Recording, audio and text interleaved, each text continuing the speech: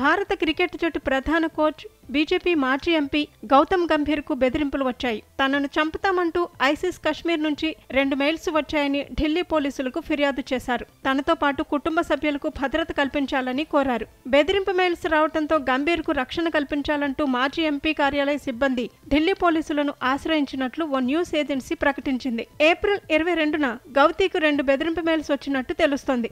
వాటిలో ఒకటి మంగళవారం మధ్యాహ్నం రాగా మరొకటి అదే రోజు సాయంత్రం వచ్చినట్టు సమాచారం. రెండింటిలోనూ ఐ కిల్ యూ అనే సందేశం ఉందని, ఈ నేపథ్యంలో ఆయన రాజేందర్ నగర్ పోలీస్ స్టేషన్తో పాటు సెంట్రల్ ఢిల్లీ డీసీపీకి ఫిర్యాదు చేశారు. కేసు నమోదు చేసిన పోలీసులు దర్యాప్తు చేపట్టారు.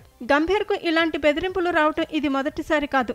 నవంబర్ 2021లో ఆయన ఎంపీగా ఉన్నప్పుడు సైతం ఇలాంటి ఈమెయిల్ వచ్చింది. కాగా మంగళవారం పహల్గాంలో పర్యాటకులపై ఉగ్రవాదులు జరిపిన పాశవిక దాడిని గంభీర్ ఎక్స్ వేదికగా తీవ్రంగా ఖండించారు. ఈ సందర్భంగా ఆయన మృతుల కుటుంబాల కోసం ప్రార్థిస్తున్నానని, దీనికి బాధ్యులు తప్పకుండా మూల్యం చెల్లించుకుంటారని అన్నారు. భారత్ ప్రతీకార దాడి తప్పక చేస్తుందని గంభీర్ తన ఎక్స్లో పోస్టు చేశారు.